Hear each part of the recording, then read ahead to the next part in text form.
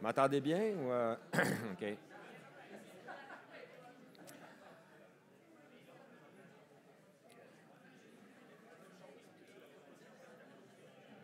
Je vous laisse vous asseoir, puis je vais débuter. Merci, merci d'être là. J'imagine que tout le monde est passionné par l'idée d'agiliser les organisations. Donc, on va parler de ça, mais à un niveau un peu stratégique, un peu structurel dans une organisation. Y a-t-il des gens, mettons, qui travaillent pour la fonction publique dans la salle? OK. Fait que, y a-t-il des gens qui sont dans les compagnies d'assurance? Parce qu'il y a beaucoup de compagnies d'assurance. Fait que, les deux ensemble, ça fait quoi, les assurances plus... OK.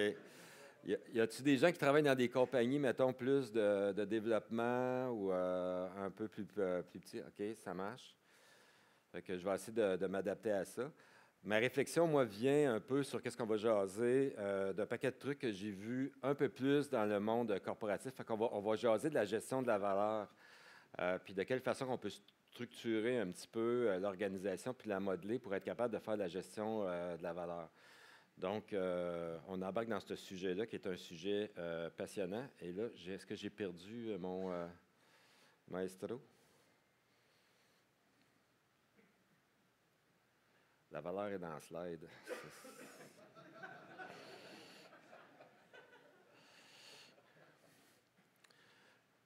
C'est à peu près les mêmes difficultés qu'on a en entreprise quand on parle de la valeur. Chacun son tour, être stressé. Sinon, vous allez bien? Je vais me présenter en attendant, parce que j'avais une petite slide pour me présenter. Vous avez vu ma photo en rentrant. C'était une bonne vieille photo de moi, avant que je ressemble à... Comment il s'appelle le gars qui fait des produits chimiques, là, puis du crystal meth, là, c'est... Walter White, c'est ça. Là, maintenant, j'ai plus un look Walter White. Je vais m'assumer, je vais faire une nouvelle photo, un de ces quatre. À peu près 35 ans d'expérience de vie dans le milieu du travail. Fait que j'ai dépassé le 55, la barre du 55. J'ai commencé ma carrière chez Oerlikon Aerospace quand j'étais jeune. Fait que j'ai commencé dans la haute technologie. J'étais ingénieur industriel de formation. Puis après ça, j'étais allé chez Bell.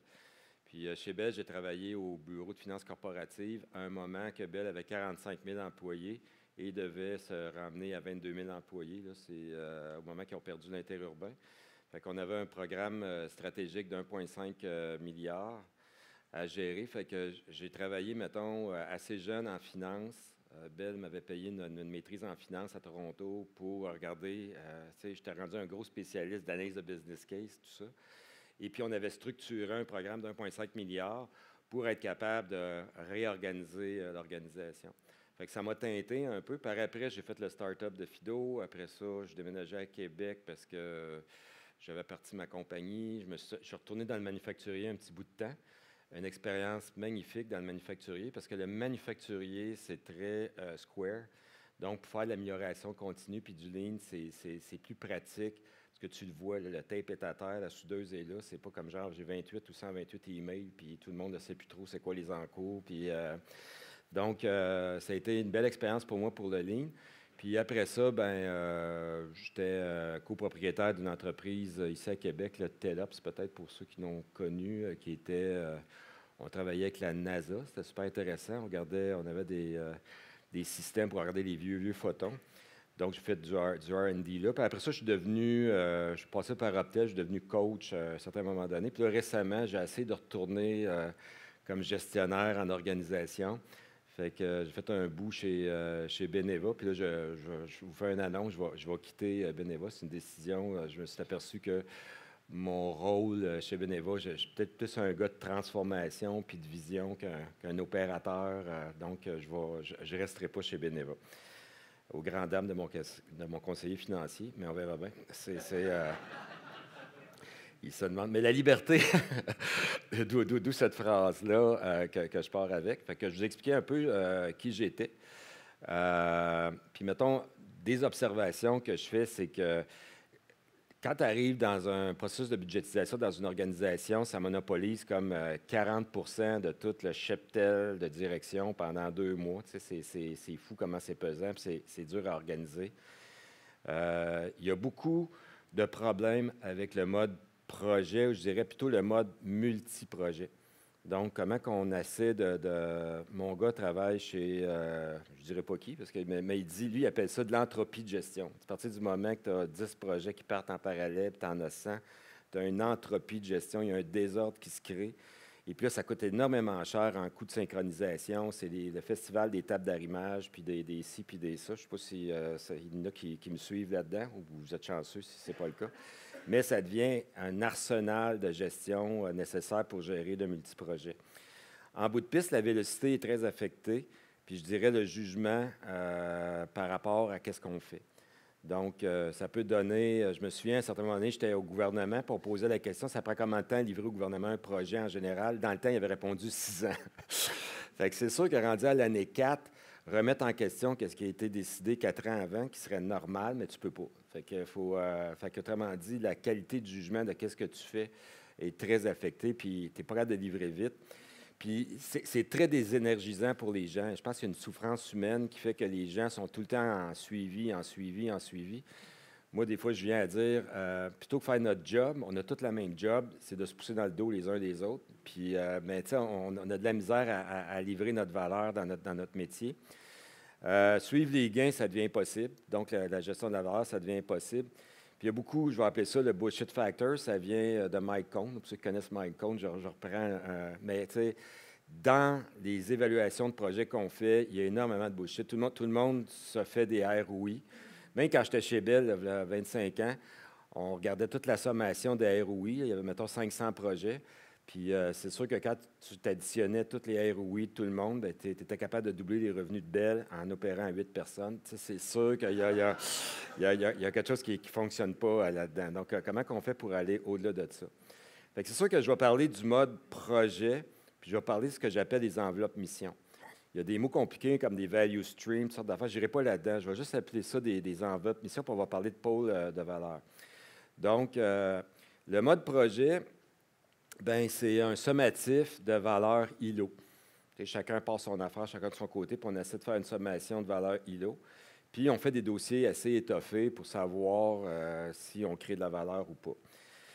Les enveloppes missions, c'est un peu différent. On va identifier des pôles de valeur, puis on va se donner des intentions par pôle de valeur, puis on va s'assurer qu'on fait de l'incrément de valeur sur certains pôles. Là, je m'aperçois que c'est la première fois que je fais une présentation avec un super bel écran comme ça. Fait que je partais à checker là, mais je vais essayer de me corriger tout de suite. Donc, mettons qu'on fait une analogie avec, je dis, par quoi qu'on part pour parler de la valeur. Donc, dans la vie, on opère, on vit. Ça, c'est moi à une certaine époque. Et on a certaines tendances ou des mauvais plis, qui fait qu'on n'est pas 100% heureux, mais on essaie d'être heureux. Mais il y a tout l'aspect que je vais appeler le set de business. Fait qu'en général, dans une organisation, le run de business, c'est les frais d'exploitation, c'est tout ce qu'on appelle, mettons, la marge brute, tout ça de l'organisation. Puis c'est à peu près 80% des frais d'une organisation. Puis le set de business, souvent, ça va être immobilisé, c'est à peu près 20% du budget. Puis ça, c'est plus du bilan, c'est plus des frais d'amortissement. Malgré qu'il y a des règles qui peuvent changer, là, ceux qui sont dans l'assurance avec IFRS 17, il faut peut-être changer certaines. Mais il y a du budget, peut-être 20% d'une organisation en set de business. Puis plus que ta valeur boursière est élevée, plus que tu as de capital, plus que ton set de business peut aller chercher des 35-40% par rapport à tes frais de roulement, ce qui fait en sorte que tu peux innover beaucoup plus. Donc, les grandes entreprises comme Amazon, Apple, qui ont des grosses valeurs boursières, c'est super intéressant parce qu'ils peuvent beaucoup faire du set de business par rapport à juste opérer. Puis si ta valeur s'écroule, bien là, ça va mal parce que tu manques d'argent pour changer ta business, puis tu es obligé de compresser tes frais d'exploitation. Fait que là, je dis, mettons, c'est quoi du set de business? Bien, pour être heureux, mettons, pour ne pas virer comme Beetlejuice, bien, il faut que je travaille différents éléments. C'est un peu compliqué, dans le fond, être heureux. Fait qu'il faut déterminer la valeur de notre vie. Fait que là, tu sais, mettons, je prends juste cette analogie-là, puis dire, il y a mon run, comment j'opère dans ma vie, comment que je vis, puis de qu'est-ce que j'essaie d'améliorer chez moi dans ma vie.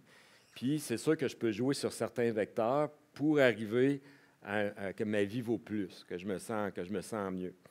Fait que je vais juste parler de ça pour dire une analogie que tout le monde peut comprendre facilement sur la valeur. Donc, on peut se poser la question, c'est quoi la valeur pour moi dans ma vie? Bien, ça va dépendre d'une personne à l'autre. Moi, je mets un modèle ici. Puis pour une entreprise, c'est pareil. Il faut être capable de voir comment on fabrique la valeur chez nous. Donc, dans une organisation, il y a le run, que je disais, qui est assez important, peut-être 80 des frais d'une organisation, avec le set, qui est peut-être 20 Et je vais essayer d'améliorer à travers mon set de business. Puis j'ai différents leviers pour être capable de faire ça. Je vais travailler sur mon image de marque. Dans le fond, si vous faites un plan stratégique, un beau lac à l'épaule avec votre organisation, vous allez parler de ça. C'est quoi notre image? C'est quoi nos modèles et processus? C'est quoi les produits et services qu'on a? C'est quoi nos actifs puis nos écosystèmes? C'est quoi mes talents, même ma propriété intellectuelle? C'est quoi, mettons, ma maîtrise des données? Là, dans l'ère numérique, c'est super important d'avoir une maîtrise des données. Puis on peut parler aussi de notre gouvernance, notre culture, voire notre structure. Fait on va agir sur un certain nombre de points et, en bout de piste, on va runner mieux l'organisation si on y arrive à intégrer ces éléments-là. Puis en bout de piste, la valeur, je me suis basé sur des éléments de business valuation, de livres de MBA, ou simplement de se poser la question, qu'est-ce qui fait qu'une entreprise vaut plus ou est plus pérenne? Bien, c'est une question de réputation et d'attractivité. Le USP, c'est le Unique Selling Proposition qu'on est capable d'avoir. Est-ce que j'ai des dominances puis des barrières dont je peux profiter pour un peu barrer des deals que j'ai ou une façon de mon business model que je peux organiser? J'ai des talents, j'ai des actifs, j'ai de la propriété intellectuelle. Puis ça va générer un certain revenu et profit. Mais quand tu regardes, mettons, la valeur d'une organisation, ça va être un peu basé sur ces différents éléments-là, pas nécessairement juste là-dessus. Tu sais, mettons, des fois, je dis, tu prends ça x7, puis ça donne la valeur de ton organisation. Pas tant, il faut regarder d'autres éléments. Donc, comment on fait virer ça pour être capable d'avoir une réputation qui s'améliore tout le temps, une dominance qui s'améliore tout le temps, un talent puis une propriété intellectuelle qui domine, puis avoir de plus en plus de facilité à créer de la richesse de profit en agissant sur divers éléments. Donc, mettons, je vais parler de pôle de valeur. Il y a une façon de regarder une organisation que je vais appeler pôle de valeur, que des fois on appelle value stream, mais je vais ramener ça plus simple en parlant de pôle de valeur. Je vais parler de parcours CX. Le CX, c'est l'expérience client, mettons. Donc, dans une organisation, il y a une façon d'être en contact avec la clientèle, puis des fois, on va exprimer ça dans des épisodes ou des parcours. Fait que ça peut être tous les épisodes de magasinage, des épisodes d'achat, tous les épisodes de je ne sais pas, enregistrement, de suivi d'utilisation de mon produit, mais on est capable de définir de quelle façon on interagit avec nos clients. Fait que c'est une façon de décomposer notre organisation ou de comprendre où on crée de la valeur. À l'intérieur des parcours, bien, il y a des processus en arrière de ça, il y a des outils, puis il y a des systèmes missions. Mais mettons qu'on dit, c'est quoi nos parcours clés dans une organisation? Ensuite de ça, je vais appeler ça OX, c'est l'expérience organisationnelle. J'ai inventé une affaire. OX, c'est l'expérience organisationnelle.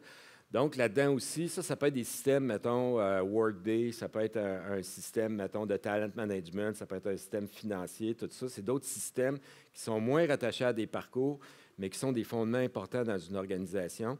Je vais appeler ça les éléments OX, qui sont d'autres pôles de valeur. Puis j'ai mon essence, qui est comme un peu mon core competency d'organisation, qui sont mes produits, mes fondations, puis mon savoir-agir. Le savoir-agir, c'est, si vous êtes des coachs agiles, vous travaillez en agilité, c'est un peu ça qu'on fait, c'est de quelle façon qu'on modifie la façon d'agir. Fait que de quelle façon je peux emmener mes éléments de création de valeur pour obtenir plus de valeur d'organisation en utilisant mes pôles de valeur.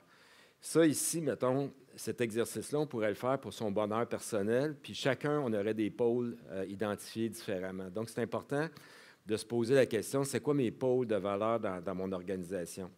Moi, j'ai travaillé dans les compagnies, par exemple, les compagnies d'assurance beaucoup, puis au gouvernement. Je suis un gars de Québec, fait que ça donne que j'ai passé là-dedans. Donc, c'est sûr que déterminer c'est quoi les parcours CX, c'est super pratique pour parler, mettons, des pôles de valeur. Par exemple, mettons, dans une compagnie d'assurance, mettons, je prends de l'assurance individuelle, bien, il y a un parcours qui existe de magasinage, d'assurance, de onboarding du client, d'enrollment, après ça, de modification, après ça, d'utilisation de mon produit. Donc, ça, c'est un parcours avec différents éléments qu'on va appeler des épisodes là-dedans. Puis, dans chaque épisode, il y a des interactions. Mais on peut diviser une organisation par grand parcours. Comme, mettons, peut-être une compagnie peut avoir à ce moment-là peut-être juste 10 grands parcours clés dans son organisation. En passant, dans le paradigme gestion de projet, on va tomber avec des notions de portefeuille, programme, Ici, mettons, c'est une simplification un peu de ça qui dit on a des pôles de valeur. On ne parlera pas de programme, on ne parlera pas de portefeuille, on va parler de pôles de valeur, puis on va investir sur nos pôles de valeur. Donc, c'est une façon simplifiée de parler de la valeur qu'on crée dans l'organisation. Fait que de quelle façon je m'organise alentour de ça pour gérer cette valeur-là? Jusqu'à date, est-ce que ça va? Parce qu'à un moment donné, si c'est trop théorique ou trop flyé, vous avez le droit de lever la main, puis on fera ça un peu plus interactif. Fait que, mettons, je regarde mes parcours, tu sais, mettons, là, je vais prendre une terminologie anglophone, tu sais, mon average benefit per user, bien, c'est un petit peu, mettons, comment je crée de la valeur, mettons, financière. J'ai tout l'aspect du taux net de recommandation, qui est la satisfaction de la clientèle, qui est un autre élément de valeur qu'il faut que je maîtrise. Moi, je suis un gars qui fait du numérique par des temps qui courent. Il y a toute la couverture numérique et data. Jusqu'à quel point mes parcours, j'ai une bonne couverture numérique, puis j'ai un bon data que j'obtiens de ma clientèle, puis il y a mon image. Fait qu'il y a différents dans le plan stratégique pour gérer les parcours CX. Il y a des référents, des fois on va appeler ça des OKR. Je ne sais pas s'il y en a qui ne connaissent pas les OKR, ça se peut, ou c'est plus gênant de lever sa main, mais tu sais, c'est comme un peu des KPI ou une autre façon de voir ça. Mais on peut agir sur ces OKR-là. Du côté OX, on va parler plus du average cost per employee. Donc, comment ça coûte par employé opéré. C'est un peu l'average cost per employee, ça peut ressembler à du TCO, là, Total Cost of Ownership qu'on peut avoir dans une organisation. Tu vas avoir un peu comme l'équivalent du TNR, mais pour la satisfaction des employés.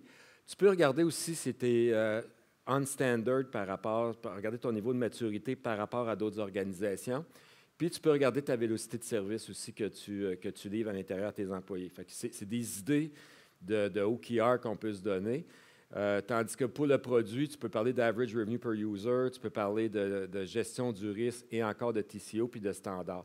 Mais c'est important, mettons, de dire j'ai certains pôles de valeur. Comme là, mettons, ici, j'en ai, mettons, j'ai en parcours CX, mettons, j'en aurais 10 dans une organisation. En parcours OX, mettons, j'en ai 5, je donne ça, ça m'en fait 15.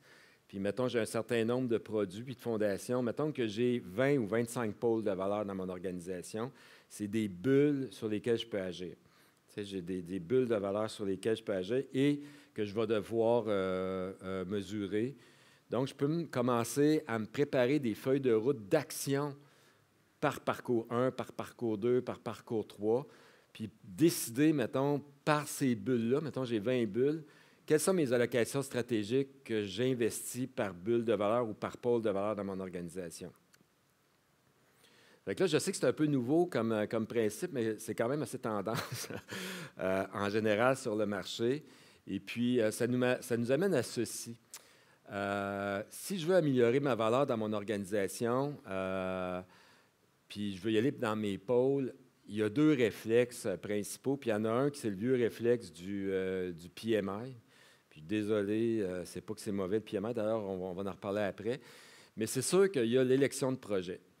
Fait qu'il y a une mentalité de dire, on va tous prendre des projets, on va les analyser, on va vérifier les ROI. Et puis là, tantôt, ça va être le fun, on va doubler les revenus à 8. Tu sais, c'est ça qui va arriver un peu dans notre idée, mais c'est de regarder, mettons, des projets étoffés ou des initiatives ou des chantiers, appelez-les comme vous voulez, mais c'est des initiatives qu'on a de création de valeur. L'autre élément, c'est de parler d'enveloppe mission par pôle. Donc là, il faut que je regarde mes 25 pôles puis je me pose la question, c'est quoi mes dettes que j'ai par pôle, soit des dettes technologiques ou d'autres dettes par rapport aux objectifs que je me donne, et c'est quoi les opportunités que j'ai par pôle, puis qu'est-ce qui va faire grandir mon organisation. Fait que c'est une façon beaucoup plus stratégique de regarder, mettons, la création de valeur. que juste se dire, j'ai des intentions stratégiques. Parce que dans 90% des cas, on fait un plan stratégique, puis après ça, on envoie des objectifs à tout le monde. Puis là, on fait une liste d'épicerie des affaires qu'on devrait faire. On les passe à travers un traitement de projet, puis on part des projets. Tu sais, c'est un peu qu'est-ce qu'on fait. Là, mettons, le mode pôle de valeur, on va se dire, si j'ai 25 pôles de valeur, c'est un peu comme votre terrain puis votre maison. Vous savez, mettons, mes pôles de valeur, c'est la toiture, le garage, la piscine. Je veux changer de voiture, je veux faire des voyages. C'est des pôles de valeur dans votre vie où j'investis. Fait qu'on le fait tout. On se fait un budget de pôles de valeur dans notre organisation. Donc, c'est un peu y aller comme ça. Fait que si j'ai un certain nombre de parcours CX, un certain nombre de parcours OX à gérer, puis j'ai une essence de quelle façon j'injecte ma valeur dans mes différents pôles de valeur, ou est-ce que je vais par enveloppe mission ou par projet? Après mûre réflexion, j'ai fait ce raccourci intellectuel majeur, mais ça permet d'exprimer le propos. Le mode, mettons, il y a deux modes peut-être qui existent de réflexion dans une organisation pour créer de la valeur. Il y a peut-être le mode que j'ai appelé là, en googlant le Disrupt Push, puis il y a le Response Pull. Tu sais, mettons, c'est est-ce que je veux être répondant à des exigences ou j'ai besoin de faire un changement majeur? Donc, c'est sûr que quand je fais un changement majeur qui est une grosse innovation ou qui est peut-être l'achat d'un logiciel ou implanter Workday ou un ERP, je suis plus dans un disrupt push dans mon organisation. Puis ce que je veux, c'est être sûr que je fais la bonne affaire pour qu'après ça, quand je l'utilise, ça ne coûte pas cher. Donc, on va avoir tendance à faire plus d'analyse, plus de vérification au début pour analyser notre projet comme il faut. En response pool, peut-être que mon intérêt, c'est de ramener le plus proche possible des équipes puis des opérations la réponse. Donc, c'est peut-être d'être beaucoup plus léger en amont, donc de me donner des enveloppes générales puis de ramener la décision le plus proche projet des équipes pour être le plus répondant possible. Mais les deux sont nécessaires parce que tu ne pourrais pas implanter un ERP comme ça, en response pool. Puis tu ne peux pas, mettons, peut-être à l'inverse, incrémenter de la valeur rapidement dans tes pôles de valeur en y allant avec l'approche du haut. Puis c'est peut-être un peu l'erreur qu'on peut remarquer dans les organisations. Fait que je l'exprime un peu comme ça. Fait que c'est sûr qu'il y a des nécessités d'avoir des projets qui sont bien étoffés. Et peut-être on a la grande possibilité d'emmener des enveloppes missions stratégiques par pôle de valeur. OK? La majorité des bureaux de projet dans les organisations dans lesquelles vous êtes, parce que vous avez levé la main tantôt, les compagnies d'assurance puis le gouvernement, c'est très, très le mode en haut qui est appliqué partout. Puis à rigueur, on va tout gérer des chantiers comme en haut, en essayant de rentrer ça dans des trains puis dans des équipes agiles en bas. Fait que ça a le double défaut que peut-être qu'on emploie le mauvais système. On est en plus en push disrupt de mentalité pour tout ce qu'on fait. Fait que ça a le défaut qu'on a de la misère à créer plus de vélocité. Mais en plus, on crée un double système de gestion un par-dessus l'autre. Si on va gérer, mettons, des équipes agiles avec des backlogs, en plus de toute une réédition, on va créer Puis 95% des organisations que j'ai vues récemment, il y a le double burden de réédition, projet plus agile, un par-dessus l'autre. Ce qui crée quelque chose qui est douloureux.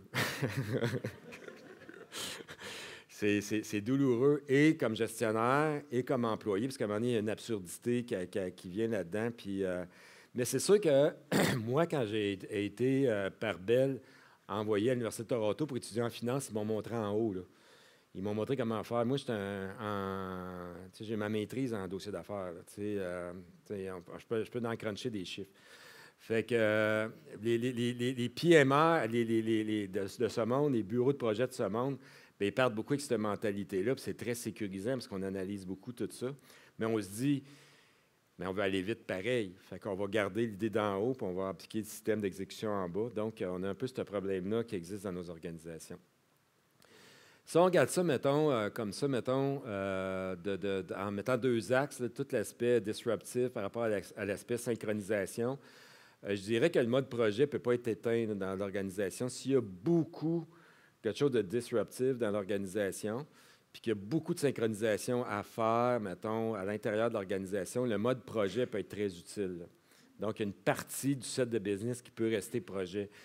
Mais tout l'aspect du tam-tam de réponse, là, y aller en sprint, y aller en PI avec un flow de livraison de valeur bout en bout, à mon avis, c'est probablement dans le set de business un bon 75-80 de l'enveloppe qui peut être gérée de cette façon-là.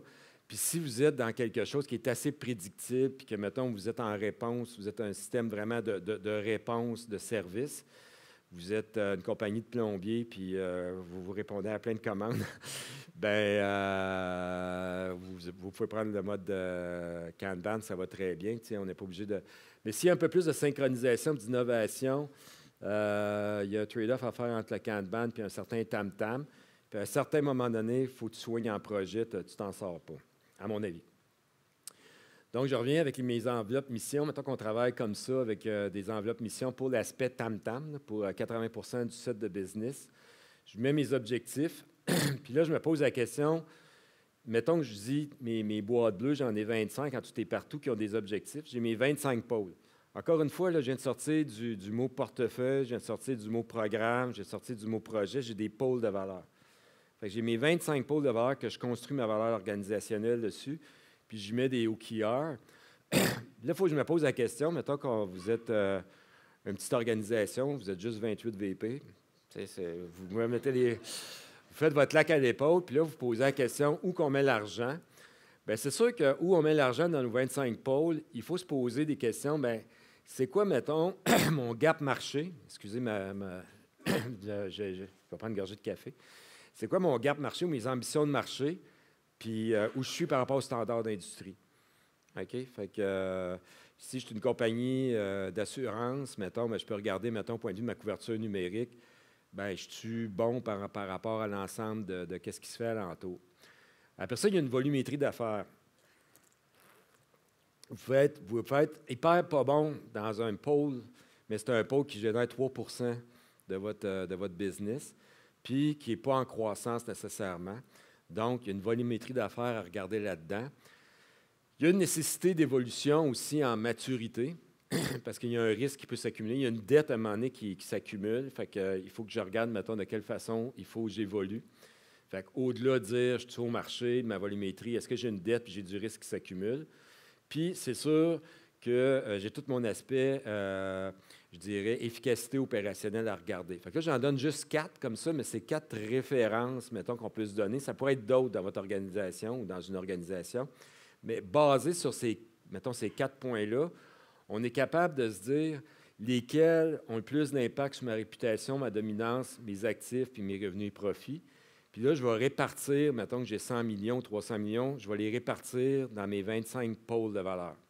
Donc, je crée 25 pôles de valeur. Puis chacun des pôles de valeur, on peut lui mettre une gouvernance propre qui est multilogique. Des fois, dans des organisations, il y a les TI, les affaires, les secteurs, bon. On crée une gouvernance, mettons, je dirais, unique par pôle de valeur, qui est solidaire. Puis on se dit, on va créer, mettons, des trains d'exécution par pôle de valeur. Fait qu'on est capable de créer un système de livraison de valeur par pôle de valeur. Le problème qu'on a des fois dans les organisations, c'est qu'on a de la misère à parler des pôles de valeur.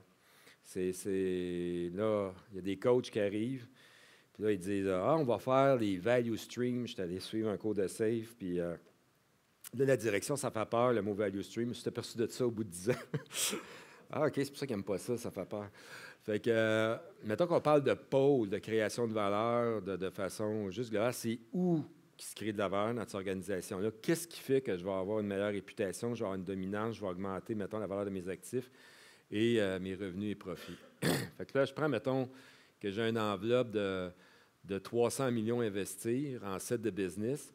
Mais je peux commencer en me disant, mettons j'ai 5 parcours CX, 5 parcours X, là, je vais avec des chiffres arbitraires, mais je peux décider de dire, moi, ça va être 65 de mon 300 millions qui va aller dans mon CX.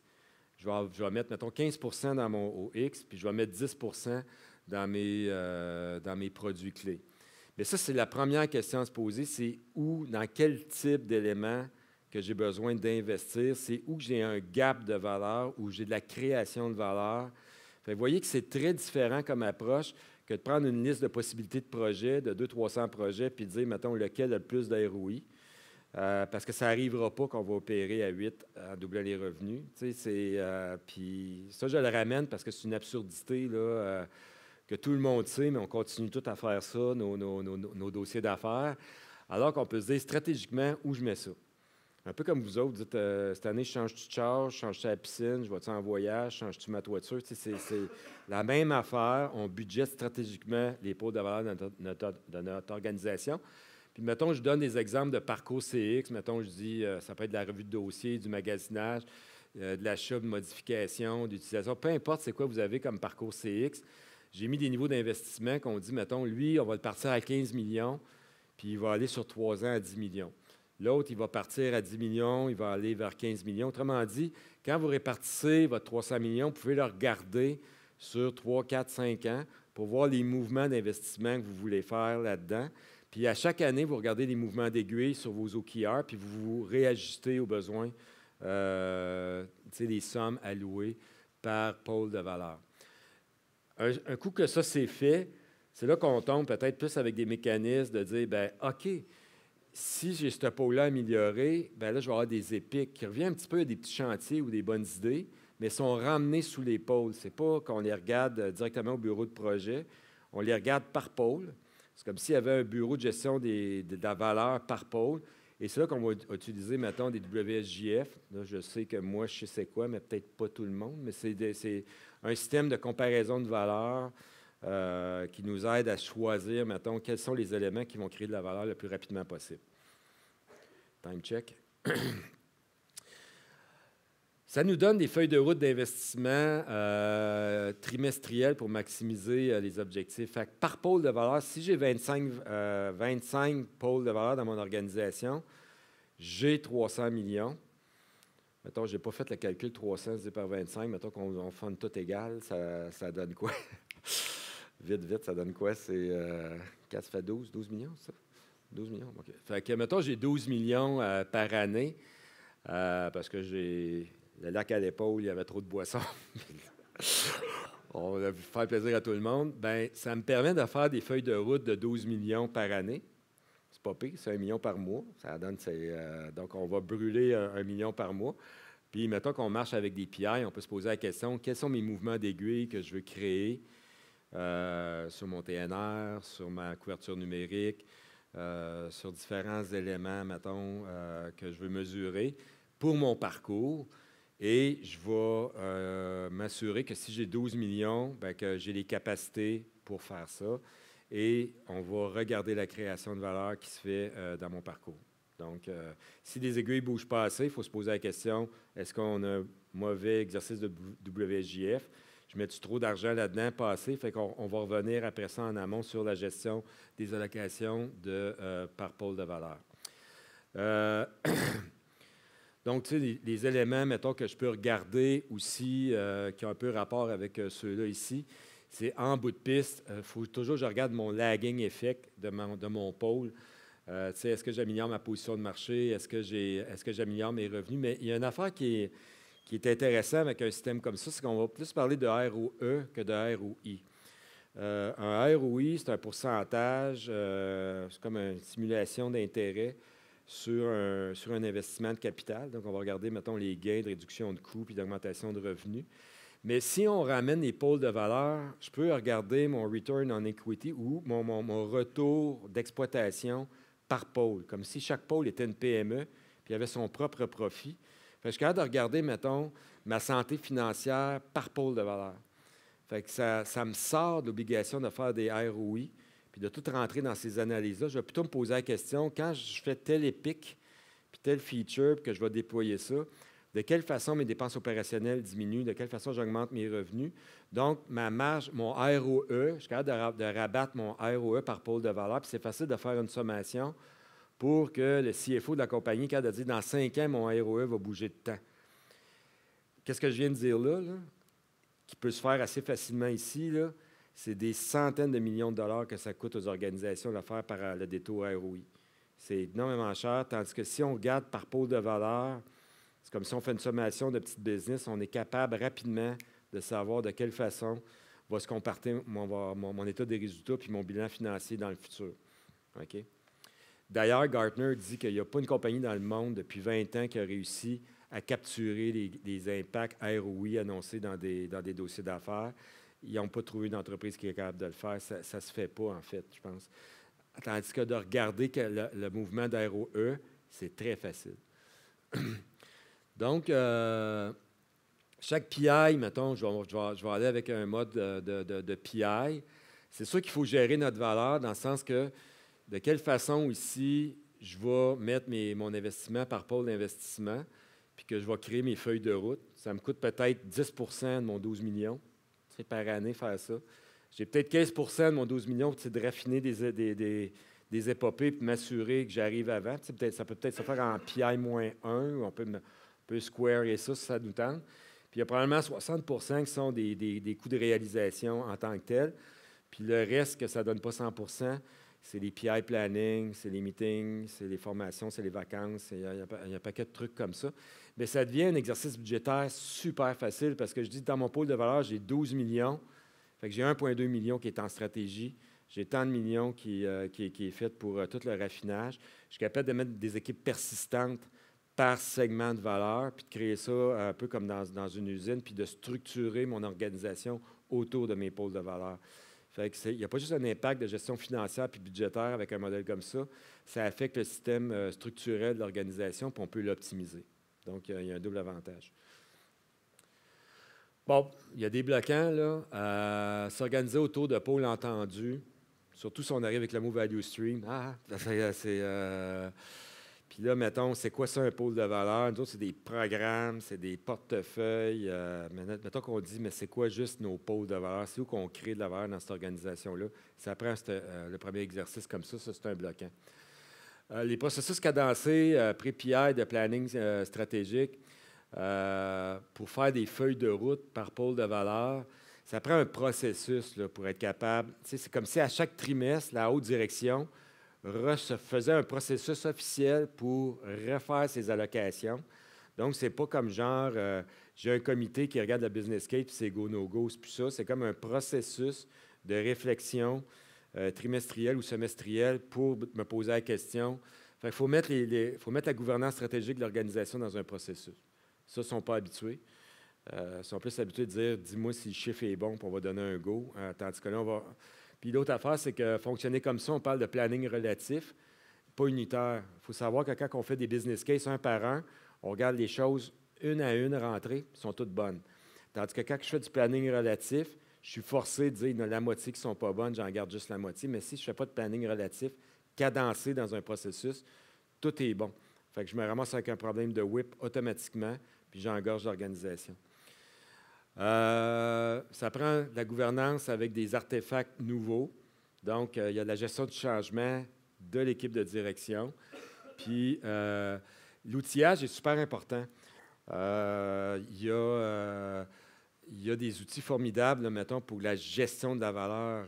Par exemple, si vous dites dans ma feuille de route, bien, j'ai des features que je vais livrer, puis que moi, je veux livrer 1000 points de valeur par PI, bien, ça veut dire que je mets un poids de valeur sur chacun des features que je livre, puis au ratio des stories qui sont faites, je suis capable de savoir à l'heure la création de valeur que j'ai dans mon trimestre. Fait que c'est comme un outillage nouveau. On n'est plus en train de se poser la question comment JP pour faire cette tâche-là. Puis la première fois que j'ai suivi mon cours SAFE, ça fait longtemps, je pense, tantôt j'en parlais, peut-être le 5e au Québec qui avait fait cette formation-là. Dans le temps, ça ne se donnait pas au Québec. Le mot SAFE n'était pas connu tant que ça au Québec. Il y avait juste un dénommé Leffingwell qui prenait du champignon quelque part à Denver. Et puis, j'étais avec le CIO de Manuvie dans le temps, avec son équipe de direction, pour ma formation de SAFE à Toronto. Puis là, à un moment donné, il dit, c'est vrai, il dit, par jour, ça me coûte 4,5 millions d'opérer ma business.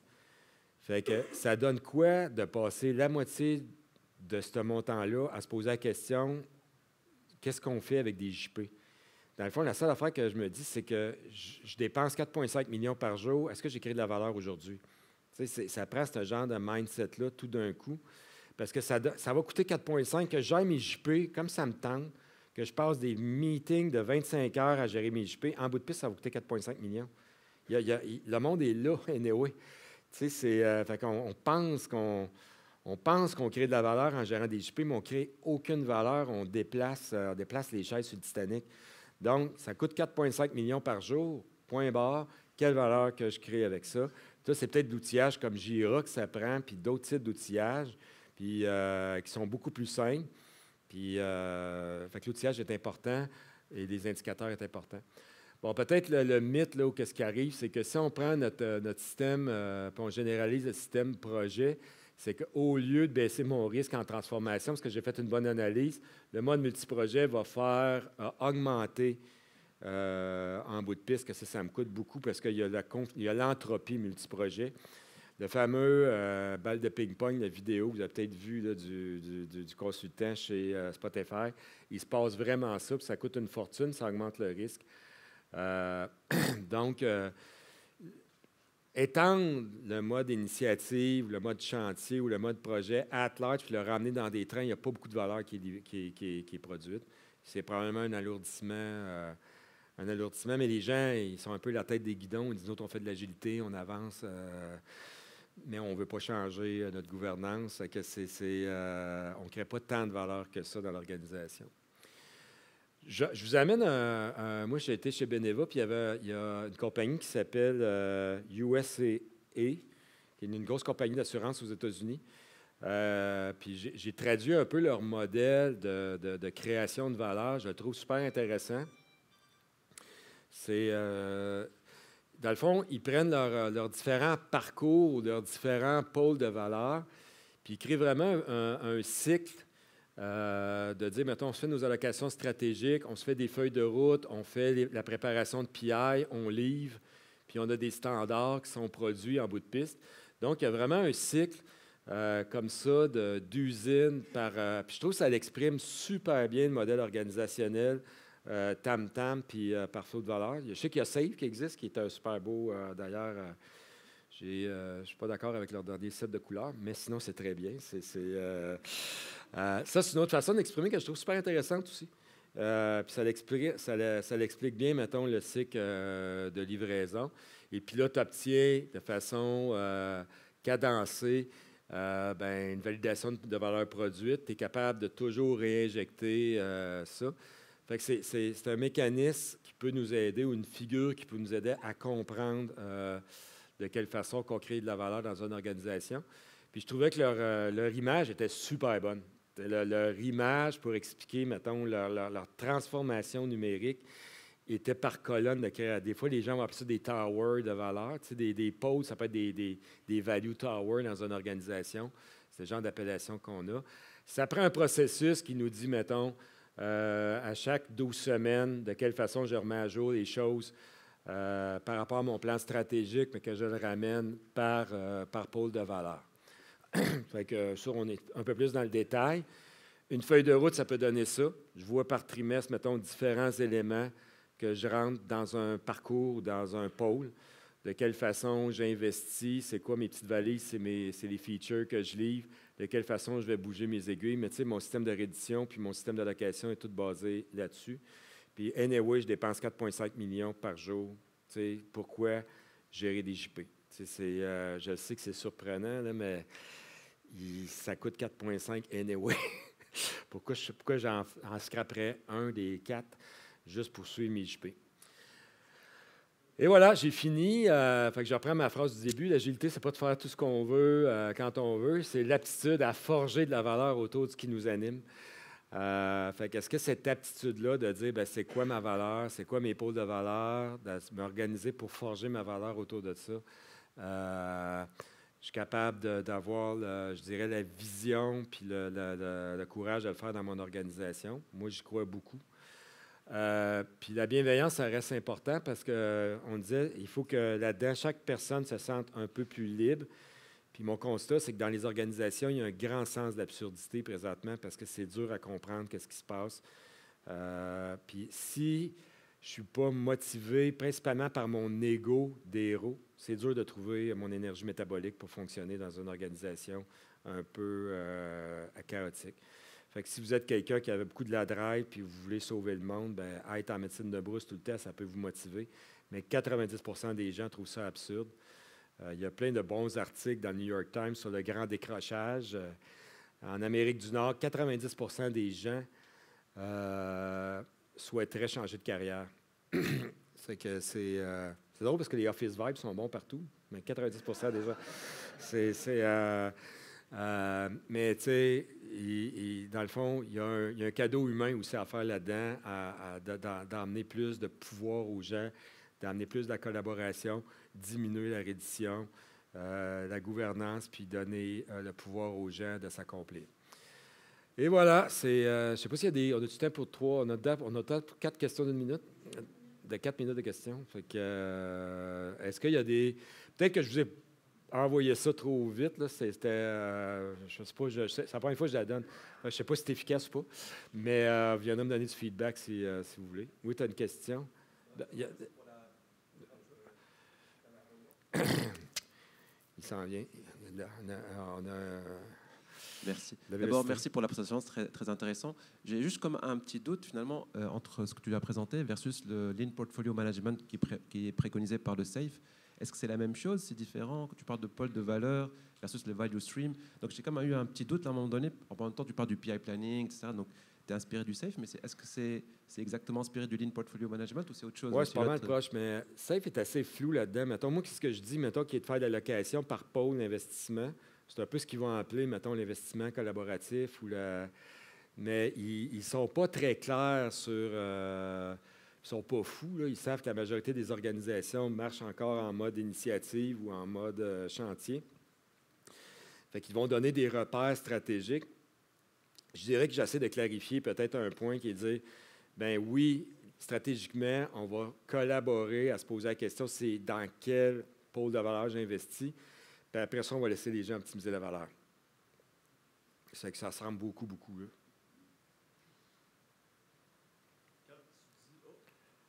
Merci. Bonjour. Quand tu dis que les entreprises sont frileuses à ça, là, quand tu parles de flux de valeur, puis qu'ils sont tout un peu frileux, puis là, je l'ai fait comme ça, là, mais c'est-tu... Ben, en partie, c'est que les entreprises sont... Les silos puis les budgets sont coupés de façon fonctionnelle comme ça, puis tes flux traversent tous les silos au complet. Puis toute la compagnie est gearée de cette façon-là, les budgets, le reporting, puis tout. Puis là, tu arrives avec des flux qui traversent tout au complet, puis ils ne savent pas quoi faire avec ça, puis ils ne sont pas gearés pour ça, puis ils ont hâte de leur cacher dans le garde-robe. Bien, ça, c'est une opportunité parce que les gens vont dire, en mode projet, il faut que tu sois hyper matriciel. Fait que c'est comme tout le monde embarque pour collaborer en grande tribu par projet. Si tu as des pôles de valeur, tu peux structurer ton organisation un peu quasiment fonctionnel, pôle de valeur. Tu enlèves un niveau de complexité aussi, puis tu peux créer des équipes autour de tes pôles, puis une gouvernance autour de tes pôles. Fait que tu as une opportunité de sortir de ça. Mais c'est sûr que SAFe puis tout ça, là, c'est beaucoup, mettons, penser de voir la création de valeur comme un processus, alors que les réflexes puis les grands consultants arrivent toujours avec des modèles, on va faire une réorg. C'est structurel, on va répartir les rôles et les responsabilités, on va clarifier les rôles et les responsabilités. Mais comment clarifier des rôles et responsabilités si tu ne connais pas ton processus de création de valeur? C'est niaiseux, c'est comme on va se donner des rôles clairs, mais on ne sait pas ensemble comment on crée de la valeur. Mais au moins, ça va être clair où on ne s'entend pas. Mais c'est sûr que tout l'aspect... Puis moi, j'ai fait du manufacturier. Dans le manufacturier, tu n'as pas le choix. Là. Moi, j'étais chez Labrie. Il fallait le truc qui sorte au bout. Là, fait qu'à un moment donné, tu te poses la question, qu'est-ce qui se passe à l'ingénierie, à la prise de commande, aux approvisionnements, à la peinture, à l'assemblage. Tandis que dans une boîte, que c'est juste des emails et des meetings, tu ne vois pas ton usine. Là. Fait que ça, il faut que tu fasses une représentation de ta création de valeur puis t'organiser autour. Peut-être que chacune des affaires que tu produis, c'est tellement pas une grosse affaire que tu ne peux pas penser à gérer comme un projet. Tu ne peux pas dire, hey, la prochaine, la nuit, font quoi, là? C'est des camions de vidange, en fait. Bon, OK, c'est quand même une grosse affaire. Mais mettons que je prends une compagnie qui fabrique des plus petites affaires que ça en manufacturing, tu ne peux pas dire chaque patente qu'on produit va être son propre projet parce que c'est un non-sens, c'est trop petit. Fait que nécessairement, tu splits ton affaire en flux de valeur ou en... Mais c'est drôle parce qu'à un moment donné, moi, y a-tu des gens qui connaissent Optel ou qui ont déjà travaillé chez Optel? OK, c'est ça. Moi, à un moment donné, j'étais engagé, puis à un moment donné, je me suis fait désengager. Mais là Mais ma grosse contrainte avec le président, c'est que lui, il voyait chaque petit projet de 30 000 comme un projet. Tandis que moi, je disais, non, c'est un flux de valeur. Fait que lâche les projets, puis on va parler de flux de valeur. Je ne me suis pas rendu au bout, là, mais c'est vrai qu'à un moment donné, il faut que tu commences à te poser la question. J'ai-tu une chaîne de production ou j'ai des projets? Puis là, je reprends mon graphique tantôt de tam-tam, de projet, puis de Kanban. Il faut pas que tu te poses cette question-là pour gérer tes flux de valeur. Ça va, c'est fini. Ben, on a tout le temps juste une dernière ou... Dernière de rien? C'est super intéressant. Puis je ne sais pas si tu aurais des références ou des suggestions de lecture pour aller plus loin dans ce sujet-là. Ben là, c'est sûr que c'est Save qui est pas mal le plus avancé dans ce cas-là. Moi, je te dirais qu'ici, je livre quelque chose qui est comme... J'essaie de trouver la clé de voûte pour faire basculer les organisations. Fait que je pense que je vais l'écrire, le livre, mais il n'y a pas tant de littérature. Il n'y a pas tant de littérature là-dessus sur comment pivoter encore. Mais dans le manufacturier, c'est déjà beaucoup comme ça. Fait que, mais là, je retourne consultant. Fait que je vais me faire des cartes d'affaires bientôt. Donc, ben, merci à tout le monde, puis je vous souhaite une belle journée.